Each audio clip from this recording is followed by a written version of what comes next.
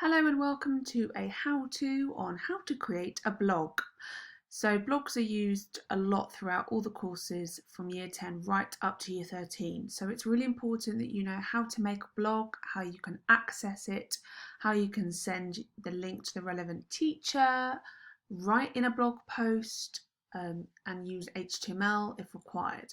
So the first thing you want to do is once you've opened up your browser, currently I'm using Firefox, but it does work on Safari or Chrome, and you just want to use this URL, www.blogger.com. You can just type it in, you can just put the word blogger in, it will take you to Google, and it's usually the first link. So for the most part, most of you will have a Gmail account, but if you don't, you can create one whilst you are setting up a blog. So the first thing you want to do is you want to sign in. And then once you've signed in, if you don't yet have an account, you can click use another account or create an account. It's completely up to you. I'm going to use another account just because this one currently already has a blog on it, and I want to show you how to make one from scratch. So down there is your create account if you need to. So you put in your email address, you put in your password, and then it will take you to this page here. Sometimes you don't need to put that in, it will let you click to Blogger. If though it starts shouting at you, you can just put your name in. Let's see if it lets me, and that doesn't, so let's put in a blog test. And we'll go to continue to Blogger. So once you're in, effectively, you want to create a new blog. So quite simply, you click on that button here and it will pop up with this window. Every time we need you to make a new blog, we will let you know what the title is and what the address is. But just for ease, the address is exactly what the title is without spaces. So if you were creating a blog for, say, a Cambridge Technical unit, you might put your name, let's say Unit 2 exam, that's fine. You literally use exactly the same but without spaces. As you can see, I'll put that here. And what it will do is it will come up with your own blog link, so you don't have to type the rest of it in .blogspot.com. It will come up with your recommended domain. You just click on that and it will tell you whether it's available or not. This one is, got a nice little tick there. You can also pick your own theme. Now, just be aware that some themes tend to bug out a little bit when you use colours or different fonts, depending on what you're putting into your blog post. So you just have to be a bit wary of that. For some reason, Soho with the cat tends to be quite a personal favourite amongst many students. For now though, I'm just going to stick to the Contempo theme. If you decide at a later date that you want to change your theme, then you can do that, and I'll show you how you do that in a second. So just click Create Blog. Once it's created, it will tell you it's done it successfully, and this, just click No Thanks. This is a screen that you will get very familiar with. The first thing you need to do is send us your blog link. Okay, so that is the URL, the link that we will use to track it, and the link that you can click on as well and search so that you can look at your work. This one here is the wrong blog link, okay? That won't give us access to anything that you've posted. This is your link so that you can see your own page. So to send us your blog link, on the left-hand side, it says View Blog, it's blue, it's underlined. You click on that, it'll open up a new window, and this here is the blog link because that is what you typed in and that's what you need to send us in an email. So a couple of ways to do this. You can either click, if you're on a Mac, Command C to copy it, or you can right click it and copy it and then paste it into an email. Some of you might not be aware of how to pop it in an email, so I'll make another tutorial just so that you know how to do that. So there's been lots of questions over the years asking us how to send an email, and it is super easy. You will automatically have an email account once you set up Blogger. If you remember earlier on, when you had to log into Blogger, you created a Gmail account. Once you create a Gmail account, there you are, you've created your email account for Gmail. Some of you might already have one already, so you would have skipped that first process of making an account. So you will need to send emails regularly by your school email address. But if you need to send one from your Gmail account, including the Blogger links to whatever blog account that you've made, you might want to just send it to us by your Gmail account. But obviously, 99% of the time you will be using your school email accounts. Now, sending an email from whatever website you use, whether it is Gmail or Outlook or the school email account, it's pretty much universal. So once you have logged in to your Gmail account or email account, you just really want to go over to find the Compose button. Once you've got your Compose button, it will pop up here, and you put in the to whoever you want to send an email an email to.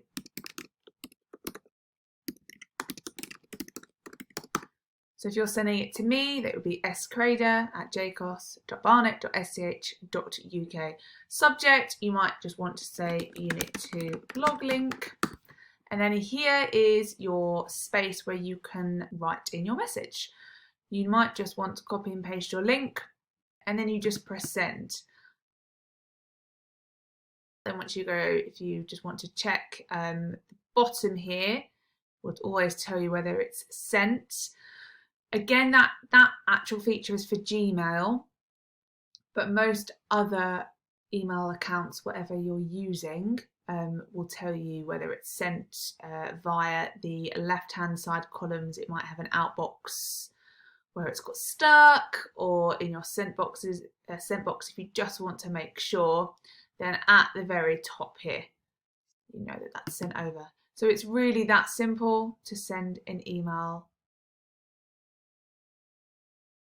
Okay, so I'm going to close that window so that I'm in my Blogger sort of homepage. There are loads of things here on the left-hand side. This one here allows you to change your theme. So that's what I was talking about before. If you click on theme, these are all the themes that are accessible, and you can click on whatever one you want, but just be wary that sometimes, as I said beforehand, it doesn't always show the work in the way that you may have intended it to look. So we're going to make a blog post. So you go back up to posts. This orange button here is what you would use to create a blog post.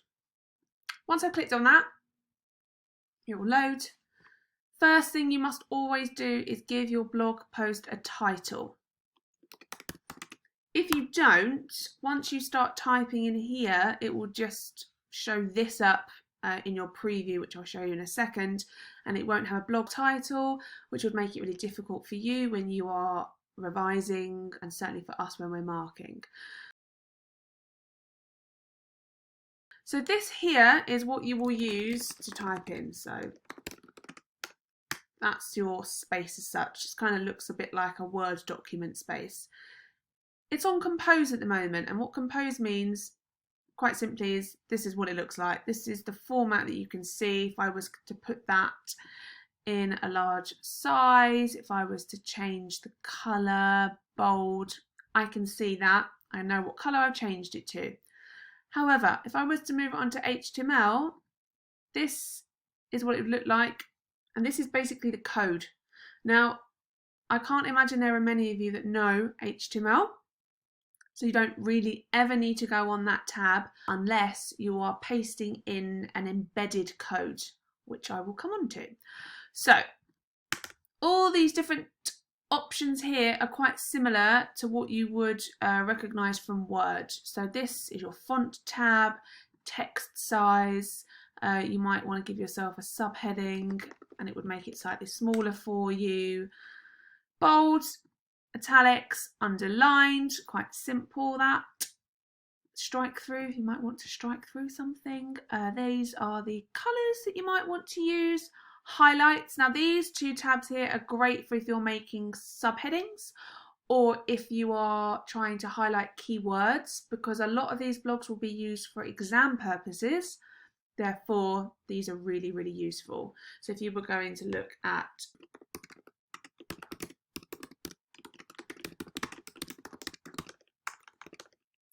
so you have sound, camera, mise en scène, and editing, and in there you're going to write about I don't know, long shot, close up, etc, etc. So these ones here can effectively become your subheadings, and they're highlighted, and it makes it easier for you to differentiate all the text within your work. You might also want to make that a little bit smaller, bullet point, etc. So that's quite simple, and none of this really up to about there should seem alien to you. This here allows you to put links in, but I'm going to show you a better way because this doesn't always work. This helps you to align text, numbers, bullet points, quotes. If you are quoting something, give you quote marks, and that would remove all formatting if you've made a mistake or you just decide you don't like the way it looks. This one here allows you to insert images. What you must make sure you don't do is drag and drop images from your desktop into your blog post. A lot of the time they'll fail. They might work for a couple of days, but then they will eventually fail. So best way you need to do it is you click on that, you click on choose files, and you might have something on your desktop. Click on that, add selected, and voila, it pops it into your blog post. Now, one downfall with Blogger is you can't really move and edit images as easily as you might want to. You can make it small, medium, large, or even extra large if that's the size that you'd need to have it as. You can move it to the left, center it, move it to the right. That's kind of it. You can move it around, but as you can see, it tends to interfere with your text. So please avoid dragging and dropping and make sure you always use this. You can upload as many files as you want. It doesn't limit you. So that allows you to take files from your computer. That would allow you to take files from the blog. If you've got other blog posts, you might have this connected to your Google Drive, so it would be in your archives in your Google. You might want to attach your phone in. You might want to take a picture yourself. If you've done a test, for example, we've said, right, upload your test results. Then you can take a picture using your webcam or from a URL. URL doesn't always work just because Google tend to change their image URLs quite a lot to stop copyright. So I would always take the image from Google by right-clicking, saving it, or dragging it onto your desktop, and then you go through here and then you upload it. So now I'm going to teach you how to embed a YouTube clip into a blog post. It's really, really easy to do. First thing you'd need to do is find a clip on YouTube. So I'm just going to take a trailer from the recent film 1917. You click on whatever clip you want to take. I'm just going to take the first one for ease. I've muted the sound just on this, but that's it playing here. All you have to do is you scroll down and you come over to this button here, share. Click on share, and then you click on the first available button, embed. And then this is your embed code. The easy way to know if it's an embed code is it will always start with iframe and end with iframe as well. So you copy that, go back to Blogger, and if you remember before we said that this here shows you everything that's already been formatted, whereas this here, which is your HTML tab, has everything in code. Just as a little trick, this here is a break. So you know when you would press enter and you would start something on a new line, that's what the code is there for, a break. So I'm just going to paste it here after that break because I know it would be after the image that I've already posted in. Go back to compose and there it is. If, however, I would have just pasted the code in, it's just here because I'm in the wrong tab, I'm in the compose tab. And here we are. I'll mute it a second. In your own time, gentlemen. Must be something big if the chat. And there we are, that's my embedded clip. It works on any YouTube clip that you would like to choose. So anything at all that you want to embed that's a movie clip or audio visual can go in there. You can also put in things from Prezi, so you might have an embed code from Prezi or from SlideShare. So if you've uploaded a PowerPoint to SlideShare, again you get the embed code and you copy and paste it here into your HTML box. So now I'm going to show you how you publish a blog post so that it's accessible to us as teachers and for yourself as well. So remember, you must give each blog post a title. This is everything that I have put into this box. And then you just have to make sure that you click publish. If you don't and you just save it and you close it, it's a draft. And if it's a draft, then nobody can see it from your blog link. So just to show you what that would look like, at the moment there's nothing there. But there is something there because you have been working on a blog post. So you must make sure every time you write up a post, you publish it. Don't just save it and close it. Make sure it's published so that now when I go to view the blog, there it is, there's my post. And you can see there, the title is post 1. If, however, I hadn't put a title in it,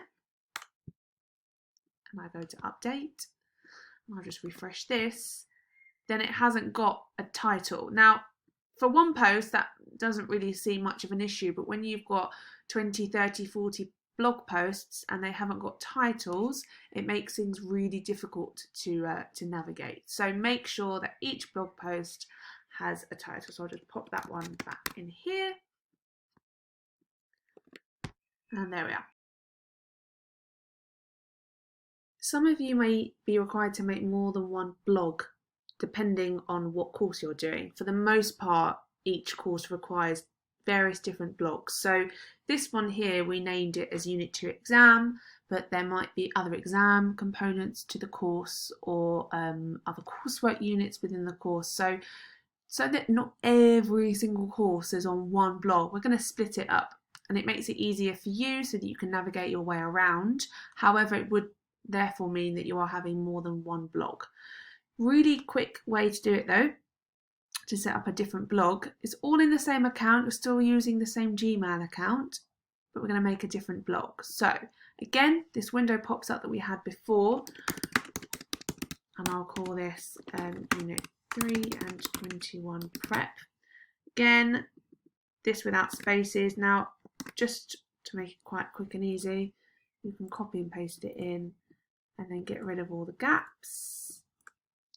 And then again, that would pop up for you to check its domain, check if it's available, and there we are, it's created a new blog for us. Make sure that you click no thanks.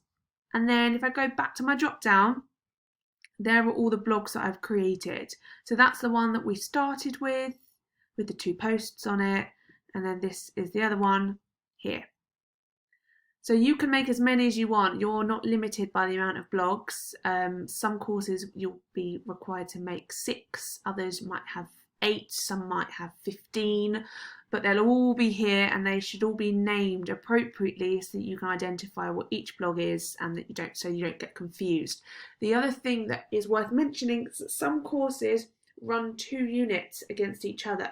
So one teacher might be doing one unit and another teacher might be doing another.